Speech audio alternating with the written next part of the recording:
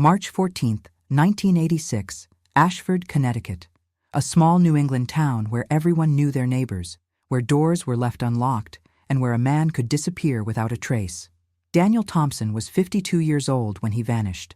A master craftsman who had spent nearly 3 decades perfecting the art of creating bird whistles, Daniel was known throughout the region for his meticulous work. His handcrafted instruments could replicate the calls of dozens of species with remarkable accuracy. Ornithologists, nature enthusiasts, and collectors from across the country sought his creations. So glad to have you here. Comment your city so I can bring cases from your region and also know where you're watching me from. On that cold March morning, Daniel's wife Michelle awoke to find his side of the bed empty. This wasn't unusual. Daniel often rose before dawn to work in his basement workshop, where the quiet hours allowed him to focus on the intricate details of his craft. But when noon arrived and Daniel hadn't emerged for lunch, Michelle grew concerned. She descended the basement stairs and found the workshop exactly as Daniel always left it.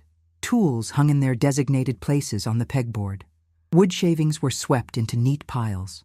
On the workbench sat an unfinished whistle, a piece intended to mimic the song of a wood thrush.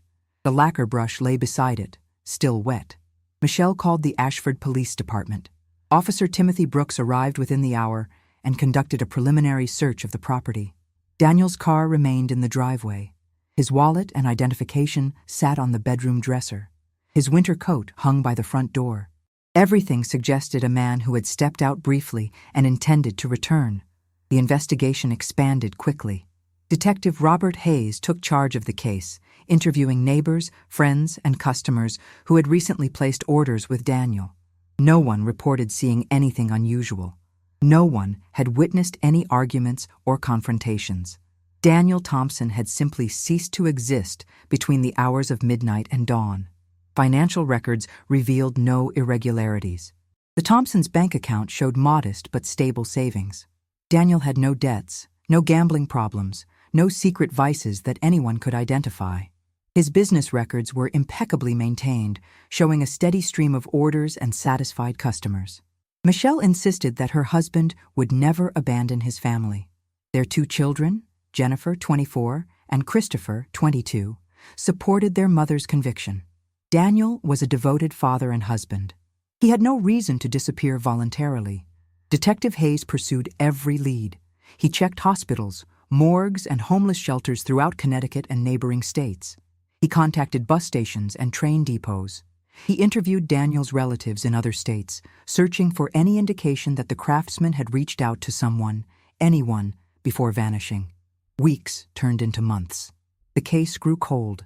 Without evidence of foul play, without witnesses, without even a theory that made sense, the investigation stalled. Detective Hayes filed his final report in August 1986, concluding that Daniel Thompson's disappearance remained unexplained. The case was placed in the unsolved files, where it would remain untouched for 37 years. Michelle Thompson never stopped hoping for answers. She kept Daniel's workshop exactly as he had left it. The unfinished wood thrush whistle remained on the workbench, a silent testament to a life interrupted. She maintained the house, raised her children, and eventually welcomed grandchildren, all while living with the aching absence of resolution. The years passed. Ashford changed. Officer Brooks retired. Detective Hayes moved to Florida. Michelle grew old, her hair turning silver, her hands developing arthritis. But she never forgot the morning her husband disappeared, never stopped wondering what had happened in those dark hours before dawn. And then, in the spring of 2023, 37 years after Daniel Thompson walked out of his life, a sound echoed through the forests of Connecticut that would finally break the silence. A sound that shouldn't exist. A sound that would unlock a secret buried for nearly 4 decades. What an ornithologist heard during routine migration research would prove that sometimes nature itself becomes the witness that human eyes could never be. April 2023, Pachaug State Forest, Connecticut. Dr. Sarah Mitchell crouched in the undergrowth, her recording equipment aimed toward the canopy above, documenting the annual spring migration. At 41 years old, Sarah had devoted 2 decades to studying bird behavior and migration patterns. Her research for the Connecticut Audubon Society focused on tracking changes in migratory routes, population densities, and the effects of climate change on avian species. The work required patience, meticulous attention to detail, and countless hours in the field. On this particular morning, Sarah was monitoring a section of forest known for attracting warblers, thrushes, and other songbirds during their northward journey. She had positioned 3 digital recorders at strategic locations, each programmed to capture audio continuously for 12-hour periods. This method allowed her to analyze bird calls later in her laboratory, identifying species and noting arrival times. When Sarah returned to her office at the research center and began reviewing the recordings, something caught her attention immediately. Among the expected chorus of warblers and the distinctive songs of various thrush species, there was another sound, a call pattern that didn't match anything in her extensive mental catalog of bird vocalizations. The sound repeated at irregular intervals throughout the recording. It wasn't constant, but appeared approximately every 15 to 20 minutes. Sarah isolated the audio segment and played it repeatedly, comparing it against her reference library of bird calls. Nothing matched. She consulted with Dr. James Morrison, a colleague specializing in bioacoustics. James analyzed the sound using spectrogram software, which converted the audio into visual patterns showing frequency, duration, and harmonic structure. His findings were puzzling. The call possessed characteristics that seemed biological. It had the general frequency range of a medium-sized songbird. The duration and rhythm suggested a territorial or mating call. But there were anomalies. The sound was too consistent, too perfect in its repetition. Natural bird calls, even from the same individual, show slight variations. This sound was mechanically precise. James suggested it might be a recording being played by researchers or birdwatchers attempting to attract specific species. But Sarah had been alone in that section of forest. No other vehicles had been parked at the trailhead. No other researchers had filed permits for work in that area on that date. Sarah expanded her investigation. She contacted the Connecticut Ornithological Association and requested access to their archives of field recordings. Over the past 2 decades, amateur and professional birdwatchers had submitted thousands of audio files documenting observations throughout the state. The search took weeks. Sarah listened to hundreds of hours of recordings, filtering by location and date. And then she found it. The same sound, recorded by different observers in different years, always within a 5-mile radius of where she had captured it. The earliest recording dated back to 1994, just 8 years after Daniel Thompson disappeared. A birder named Patricia Chen had submitted it with a note expressing confusion about the unidentified call. No one had followed up on her observation at the time. Additional recordings appeared sporadically in 1998, 2003, 2007, 2012, and 2019. Different people had captured the same mysterious sound, but none had investigated its origin. Most had simply assumed it was an unfamiliar species or dismissed it as equipment malfunction. Sarah became obsessed with solving the mystery. She researched historical bird populations in Connecticut, searching for any species that might produce such a call. She consulted ornithologists across the country, sending them audio samples. Everyone reached the same conclusion. This was not a naturally occurring bird vocalization. The breakthrough came when Sarah attended a lecture at Yale University. A professor discussing the history of bird call replication mentioned Daniel Thompson, the master craftsman from Ashford who had created some of the finest bird whistles in North America before his mysterious disappearance in 1986. Sarah immediately recognized the potential connection. If the sound wasn't produced by a bird, perhaps it came from a man-made whistle. But how could an artificial whistle be producing sounds in the forest for nearly 30 years? Who was activating it? And why? She located Michelle Thompson through public records. The elderly woman still lived in Ashford, in the same house she had shared with her husband. When Sarah called and explained her research, Michelle invited her to visit. The meeting took place on a warm afternoon in May. Michelle, now 89, moved slowly but remained mentally sharp. She led Sarah down to the basement workshop, preserved exactly as Daniel had left it in 1986.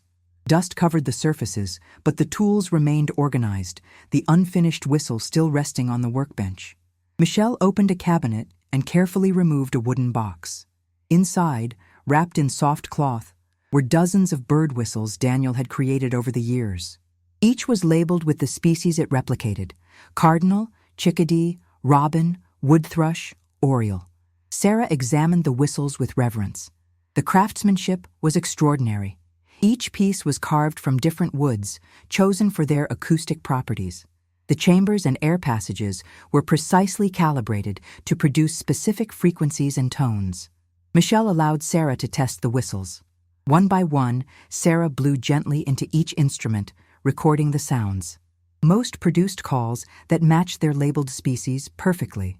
But then, Sarah picked up a whistle marked simply with the date March 1986 and the notation experimental design. She blew into it. The sound that emerged was identical to the mysterious call she had recorded in the forest. The frequency, the duration, the tonal quality, everything matched perfectly. Sarah played her field recording for Michelle. The elderly woman's eyes filled with tears as she recognized her husband's work. But recognition brought more questions than answers. How did one of Daniel's whistles end up in the forest? Who had been using it for decades?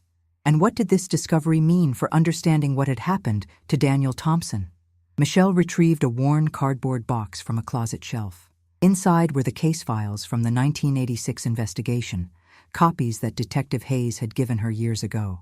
Sarah spent the evening reviewing police reports, witness statements, and maps showing areas that had been searched. As Sarah prepared to leave, Michelle grasped her hand firmly.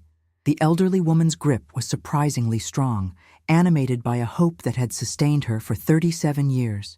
She asked Sarah to find the truth, to discover what had happened to Daniel, to finally bring closure to a mystery that had defined her life. Sarah drove home that night with the experimental whistle carefully secured in her bag, with copies of the police reports, and with a growing conviction that the sound echoing through the Connecticut forest was more than an ornithological curiosity. It was evidence. It was a clue. It was possibly the voice of a dead man calling out through the decades, waiting for someone to finally hear his message and understand what it meant. June 2023. Sarah Mitchell spent 3 weeks analyzing the connection between Daniel Thompson's disappearance and the mysterious whistle sounds documented across nearly 3 decades. The pattern was undeniable, but it raised disturbing questions about what had happened in those woods.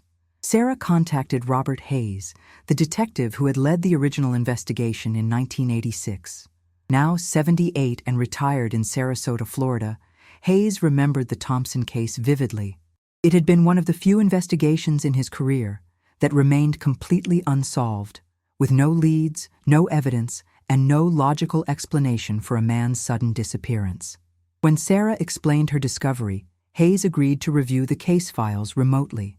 He spent days examining his old notes, comparing them against the locations where the whistle sounds had been recorded over the years. Something began to emerge from the data.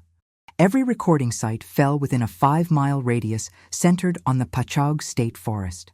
The forest covered over 24,000 acres of protected wilderness, with vast sections rarely visited by hikers or researchers. In 1986, search teams had covered the main trails and accessible areas near where Daniel's car was eventually found abandoned 3 months after his disappearance, parked at a remote trailhead. But the deeper, more treacherous terrain had never been thoroughly searched. Hayes made calls to former colleagues still working in Connecticut law enforcement. The case had never been officially closed, merely set aside due to lack of evidence. With new information suggesting Daniel might have been in the forest, there was justification to reopen the investigation. Sarah obtained permission from the State Forestry Department to conduct a systematic search of the areas where whistle sounds had been recorded. She assembled a team including experienced search and rescue volunteers, forensic anthropology students from the University of Connecticut, and technical experts with ground-penetrating radar equipment. The search began in early July. Using GPS coordinates from all the historical recording sites, the team established a search grid covering approximately 12 square miles of dense forest. The terrain was challenging, with steep ravines, thick undergrowth, and areas that became nearly impassable during spring flooding. On the 4th day of searching, a team member using audio detection equipment picked up the whistle sound. It wasn't coming from a bird. It wasn't being blown by a person. The sound emanated from a cluster of trees, approximately 200 yards from their position. The team moved carefully through the undergrowth, following the intermittent sound. As they approached, the source became clear. Wedged into the fork of an oak tree, about 15 feet above the ground, was a wooden whistle identical to the one Sarah had tested in Daniel Thompson's workshop.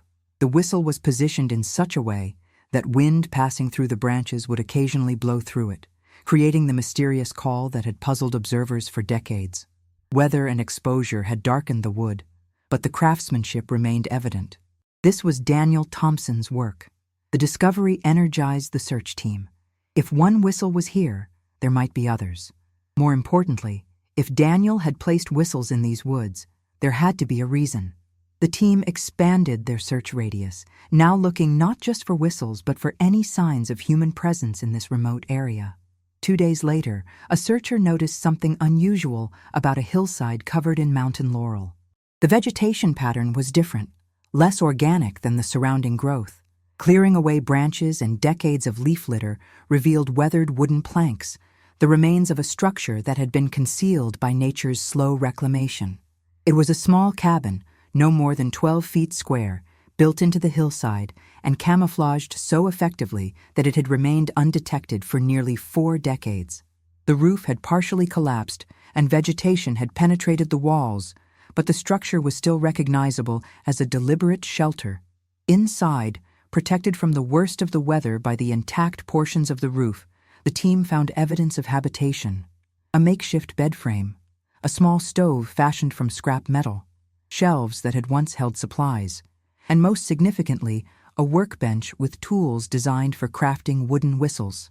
Sarah documented everything methodically, photographing each item before the forensic team carefully collected potential evidence. Among the debris, they discovered notebooks. The pages were damaged by moisture and mold, but much of the writing remained legible. The handwriting matched samples from Daniel Thompson's business records. The notebooks told a story that no one had suspected. Daniel hadn't simply disappeared. He had been preparing for something. The entries dated back to 1984, 2 years before his disappearance, and documented regular visits to this hidden cabin. He had been building a refuge, stockpiling supplies, creating a place where he could vanish if necessary. But the notebooks also revealed why Daniel had felt the need to create such a hideaway. The entries described something he had discovered during his frequent walks through these woods, something that had made him a target, something that had forced him to plan for the worst. The final entry, dated March 13, 1986, the day before he disappeared, contained a single sentence that sent chills through everyone who read it. The words suggested Daniel had known his life was in danger.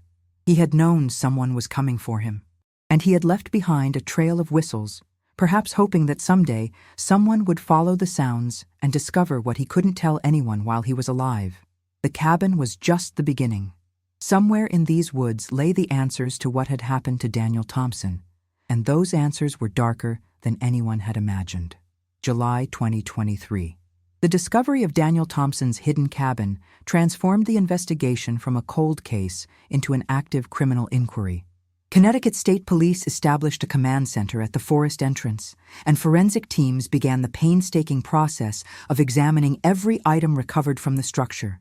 The notebooks proved to be the key to understanding what had happened 37 years earlier. Conservation experts worked to preserve and photograph each page, using specialized techniques to enhance faded ink and reconstruct damaged sections. What emerged was a detailed chronicle of discovery, fear, and desperate preparation. Daniel's entries from 1984 described his usual walks through the forest, searching for specific types of wood with acoustic properties suitable for his whistles. Birch, maple, cherry, and black walnut each produced different tonal qualities, and Daniel had spent years learning which trees yielded the best material. During one of these expeditions, in August 1984, Daniel had ventured deeper into the forest than usual, following a stand of old-growth maple. There, in a remote area miles from any marked trail, he discovered something that should not have been there. Fresh stumps from recently felled trees, tire tracks from heavy machinery, and evidence of a logging operation in protected state forest land. Logging in Patchogue State Forest was strictly prohibited except under specific circumstances and with explicit permits. Daniel knew this. He also knew that the trees being cut were premium hardwoods, worth substantial money to the right buyers. Someone was stealing valuable timber from protected public land. The notebook entries showed that Daniel had initially considered reporting his discovery to forest rangers immediately. But something made him hesitate. He noticed that the illegal operation was sophisticated, with routes carefully chosen to avoid ranger patrols and main trails. The trees were being selectively harvested in patterns that wouldn't be obvious from aerial surveys. This wasn't the work of casual poachers. This was organized, professional, and almost certainly connected to people with knowledge of forestry operations and law enforcement patrol schedules. Daniel decided to document the operation before reporting it. Over the following months, he made regular trips to the area, photographing the logging sites, recording vehicle descriptions, and noting dates and times of activity. He stored this evidence in the cabin he began constructing, a place where his documentation would be safe even if something happened to him at home. By early 1986, Daniel had identified a pattern. The logging operation ran from a sawmill on the outskirts of Ashford, owned by Gregory Palmer, a respected businessman and longtime resident. Palmer's sawmill had operated legitimately for decades, supplying lumber throughout the region. But Daniel's surveillance revealed that Palmer was supplementing his legal inventory with stolen timber from the state forest. The notebooks contained even more damaging information. Daniel had discovered that Palmer wasn't working alone. His business partner, Kevin Larson, managed the actual logging operations, bringing in crews during periods when forest ranger patrols were minimal. More disturbing, Daniel's notes suggested that someone in local law enforcement was aware of the operation and receiving payments to ignore suspicious activity. Daniel documented meetings between Palmer, Larson, and a man he couldn't identify, but described as wearing a sheriff's deputy uniform. The meetings took place at the illegal logging sites, suggesting coordination at a level that would make reporting through normal channels dangerous. The final notebook entries showed Daniel's growing anxiety. In February 1986, he wrote about being followed while driving home from the forest. In early March, he noticed someone had entered his workshop while the family was out, though nothing appeared to be stolen. He became convinced that Palmer and Larson had discovered his surveillance. The last entry, dated March 13, 1986, revealed Daniel's plan. He had prepared packages containing copies of his photographs and documentation, intending to mail them to the state attorney general's office and the Federal Forest Service simultaneously. He would send them the next morning, then take his family and leave Ashford until the investigation was complete. He wrote that he would retrieve the original documentation from the cabin that night, ensuring he had everything he needed to support the criminal case. But Daniel Thompson never mailed those packages. He never returned home from the forest that night, and the documentation he had so carefully compiled was never found by the 1986 investigation, which had no idea the cabin existed or that Daniel had been conducting surveillance on a criminal operation. Sarah and the investigative team now faced a critical question. The notebooks explained why Daniel had disappeared, but they didn't explain what had happened to him. Had he been confronted at the cabin that night? Had there been a struggle? If Palmer and Larson had discovered Daniel's surveillance, they would have had powerful motivation to silence him permanently. Detectives tracked down Gregory Palmer and Kevin Larson. Both men were still alive, now in their 80s, both long since retired from the lumber business. Palmer lived in a nursing facility in Hartford, his health declining from advanced dementia. Larson maintained a home in Ashford, the same town where Daniel Thompson had disappeared decades earlier.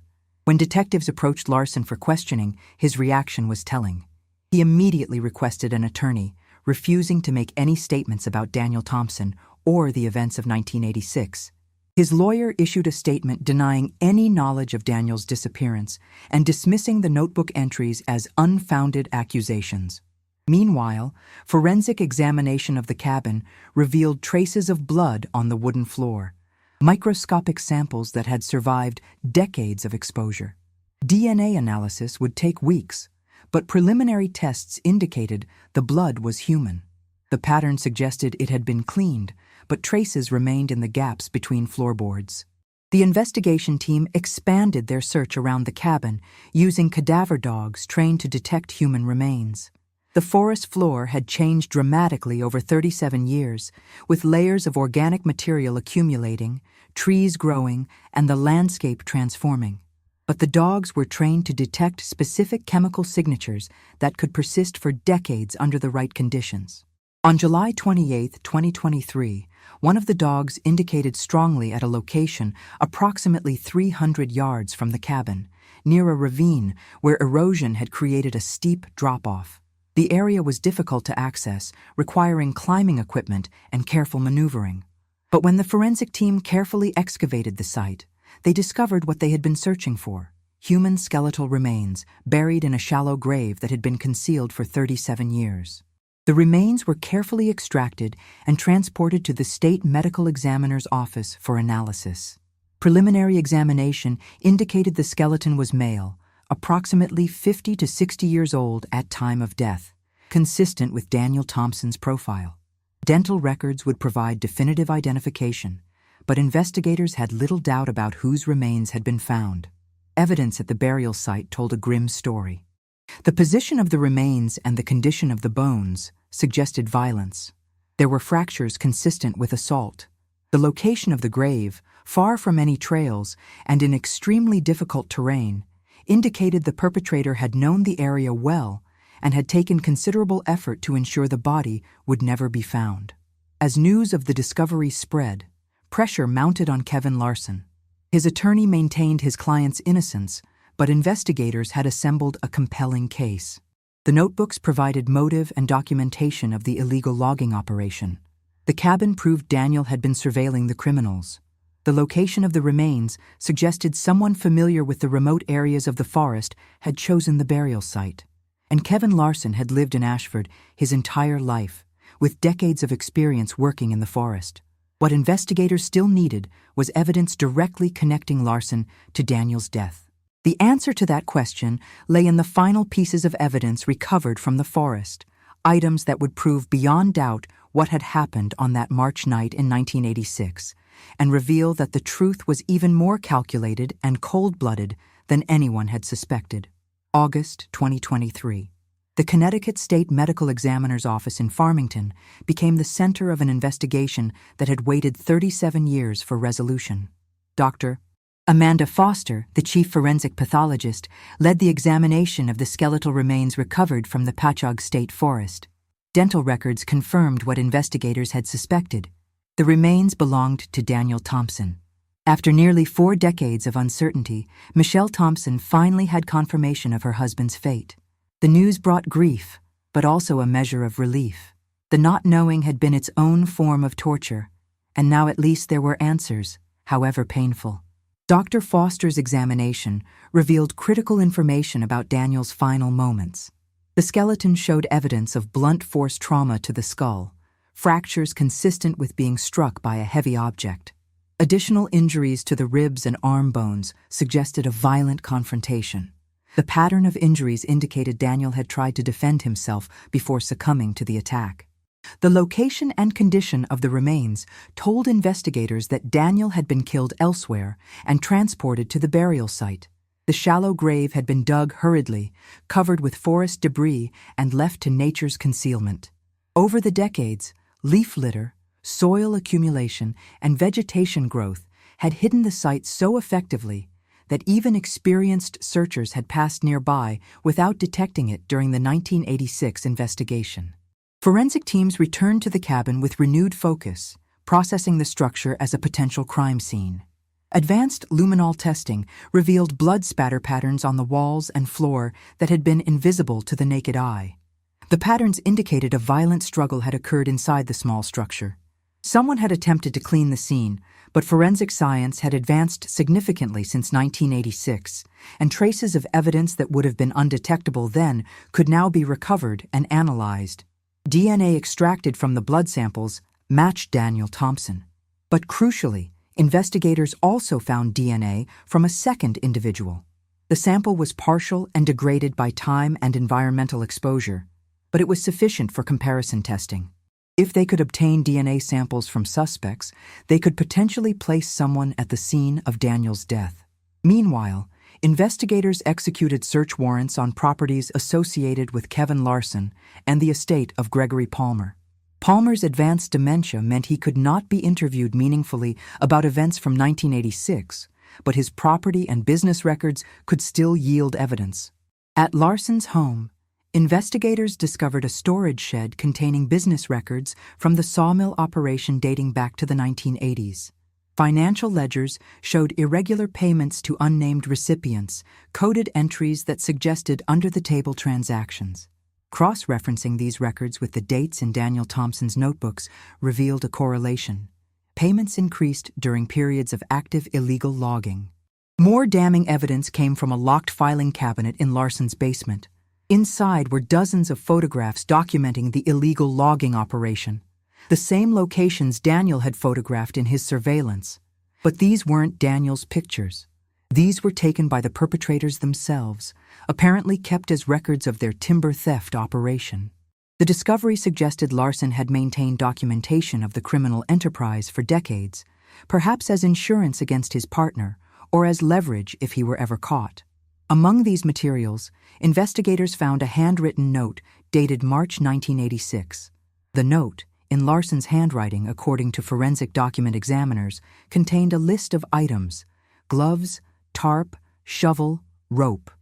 The list appeared to be a preparation inventory, the kind of list someone might make when planning to dispose of evidence or conceal a crime. Confronted with mounting evidence, Larson's attorney attempted to negotiate. Larson was 81 years old with various health conditions. A trial would be lengthy and expensive for the state. The attorney suggested that in exchange for a reduced sentence, Larson might be willing to provide information about what happened to Daniel Thompson. Prosecutors refused the offer. The evidence was strong enough to proceed to trial, and the public demanded justice for a crime that had remained hidden for nearly 4 decades. However, the pressure of impending prosecution had its effect. Facing the reality of spending his final years in prison, Kevin Larson's resolve began to crack.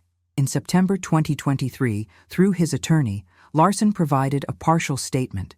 He admitted that the illegal logging operation had existed in the 1980s. He confirmed that Gregory Palmer had been his partner in the enterprise. He acknowledged that they had discovered Daniel Thompson was conducting surveillance and documenting their activities. But he continued to deny direct involvement in Daniel's death, instead attempting to place primary responsibility on Palmer. According to Larson's statement, Palmer had been the one who insisted Daniel represented an existential threat to their operation. Palmer had allegedly been the one who decided they needed to confront Daniel directly. Larson claimed he had only helped dispose of evidence afterward, not participated in any violence. Investigators found this account conveniently self-serving and inconsistent with the evidence.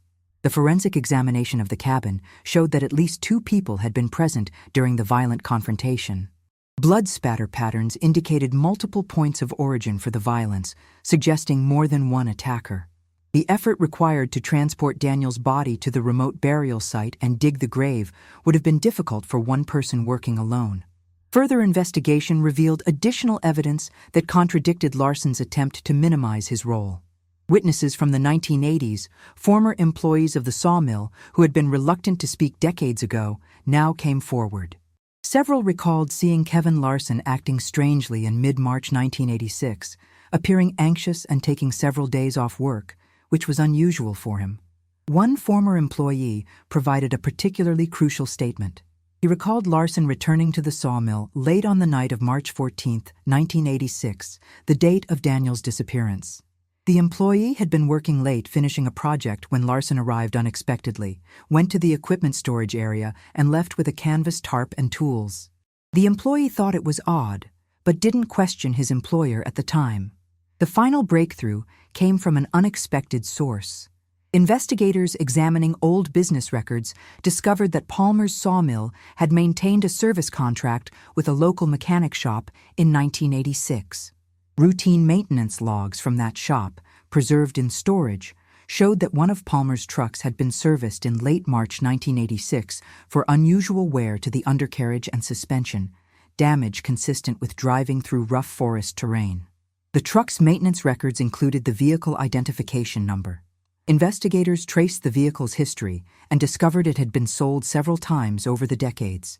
The current owner, unaware of its connection to the case, agreed to allow forensic examination. Despite multiple owners and 37 years of use, forensic technicians recovered microscopic wood fragments from crevices in the truck bed. Analysis showed the fragments came from maple and oak species, consistent with trees in the area where Daniel's grave had been located. With this accumulation of evidence, prosecutors prepared for trial. They had physical evidence placing both suspects at the crime scene. They had financial records documenting motive.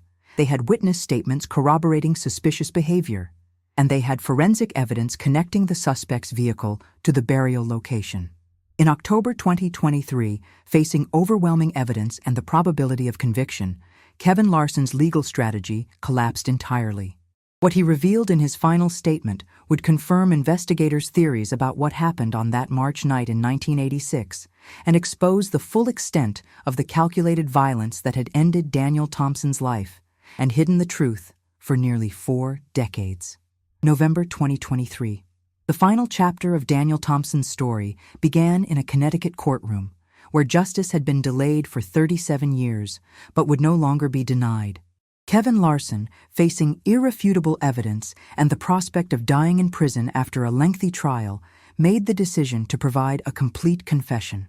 Through his attorney, he offered to detail exactly what had happened on March 14, 1986, in exchange for prosecutors not seeking the maximum sentence given his advanced age and health conditions. The prosecution agreed not to show mercy, but to ensure that the full truth would finally be known. Larson's confession confirmed the investigators' reconstruction of events. On March 13, 1986, Daniel Thompson had visited his hidden cabin to retrieve the documentation he had compiled about the illegal logging operation. He planned to mail it to authorities the following morning, then relocate his family until the investigation concluded. But Palmer and Larson had been monitoring Daniel's movements for weeks, growing increasingly anxious about what he might know. That evening, they followed Daniel into the forest. They confronted him at the cabin, demanding that he turn over all photographs, notebooks, and evidence of their operation. Daniel refused, insisting that what they were doing was theft from public land and needed to be stopped. The confrontation escalated into violence. According to Larson's statement, both men participated in the attack. Palmer struck Daniel first, and when Daniel tried to defend himself, Larson joined in. The assault took place inside the small cabin, the confined space becoming the scene of Daniel's final moments. When it was over, they faced the reality of what they had done and made the decision to conceal the crime. They transported Daniel's body using Palmer's truck, driving deep into the forest along old logging roads to the remote ravine where they buried him. They returned to the cabin and attempted to clean the scene, removing Daniel's documentation and anything that might connect them to his death. They believed they had been thorough, that the crime would never be discovered, but they had overlooked something crucial. In their haste to remove evidence from the cabin, they had failed to notice the bird whistles. Daniel had brought several of his creations with him during his surveillance trips, using them both to test their acoustic qualities in natural settings and to mask his presence in the forest by mimicking bird calls. These whistles had been scattered around the cabin and in the surrounding trees. After killing Daniel, Palmer and Larson gathered what they could find, intending to dispose of them far from the burial site. But in the darkness and their panicked state, they didn't find all of them. Some had been placed in tree branches where Daniel could reach them easily during his surveillance work. Others had been tucked into natural cavities in tree trunks. These whistles remained, positioned perfectly to catch the wind. Over the following decades, as weather patterns shifted and wind moved through the forest, these whistles occasionally produced their distinctive calls. Birds learned to ignore the artificial sounds. Hikers who heard them assumed they were hearing actual birds, or perhaps other hikers using bird calls. But the whistles persisted, crafted so expertly that they withstood decades of exposure to weather, their tones clear and consistent. The whistles became Daniel's unintended legacy, his voice calling out through the years, waiting for someone with the knowledge to recognize that what they were hearing shouldn't exist in nature. Sarah Mitchell had been that person, her expertise and curiosity unlocking a mystery that had seemed unsolvable. The trial proceedings moved swiftly once Larson's confession was entered into evidence. Gregory Palmer, whose dementia prevented him from standing trial, was placed under medical supervision for the remainder of his life. His estate was held liable in civil proceedings brought by the Thompson family, providing some financial compensation for decades of loss and suffering. Kevin Larson pleaded guilty to second-degree murder, conspiracy, and obstruction of justice. Given his age and cooperation, he received a sentence of 25 years to life in prison. At 81, the sentence was effectively a life term. He would never again walk freely outside prison walls. The conviction brought closure to Michelle Thompson, now 90 years old and in declining health.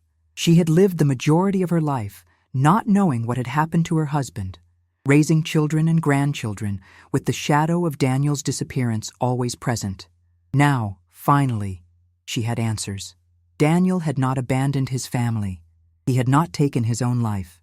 He had been murdered while trying to stop criminals from destroying protected forest land. Michelle arranged for Daniel's remains to be properly buried in Ashford Cemetery, where a headstone could finally mark his resting place.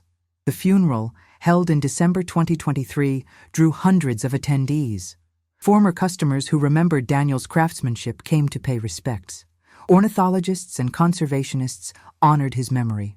Sarah Mitchell attended, bringing with her the experimental whistle that had started the investigation, which she presented to the Thompson family as a memorial to Daniel's artistry and the unexpected role his creations had played in solving his murder. The Connecticut Department of Environmental Protection conducted a comprehensive audit of Patchogue State Forest, documenting the extent of the historical logging damage.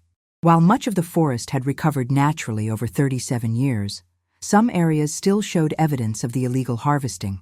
The department implemented new monitoring protocols and surveillance technology to prevent future criminal exploitation of protected lands.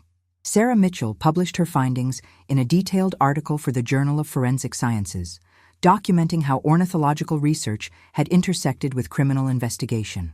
The case became a subject of study for both wildlife researchers and law enforcement agencies, demonstrating how environmental science could contribute to solving cold cases. The bird whistles that had survived in the forest were carefully recovered and preserved. Several were donated to the Smithsonian Institution's collection of American craftsmanship. Others remained with the Thompson family, treasured artifacts of Daniel's skill and inadvertent instruments of justice. Michelle Thompson passed away peacefully in February 2024, just 3 months after her husband's proper burial. Her children noted that in those final months she seemed more at peace than she had been in decades. The answers she had sought for 37 years had finally come, allowing her to close a chapter that had defined much of her life. The case of Daniel Thompson's disappearance and murder became a reminder of several truths. Environmental crimes, even those that seem purely financial, can escalate to violence when perpetrators feel threatened with exposure. Cold cases can be solved when new technology and persistent investigators refuse to accept that some mysteries must remain unsolved. And sometimes, the most unexpected evidence can preserve the truth, waiting decades for someone to recognize its significance. The whistles continued to sound occasionally in Patchogue State Forest, though most had been recovered by investigators. Those that remained served as a memorial to Daniel Thompson, a craftsman who had loved both his art and the natural world, whose devotion to protecting that world had cost him his life, but whose creations ultimately ensured that his killers would face justice. In the end, Daniel Thompson's whistles had done exactly what they were designed to do. They had called out, clear and persistent, until finally someone answered. The call had taken 37 years to be properly heard and understood, but it had never stopped echoing through the forest, waiting for the day when truth would prevail over silence and justice would finally be served.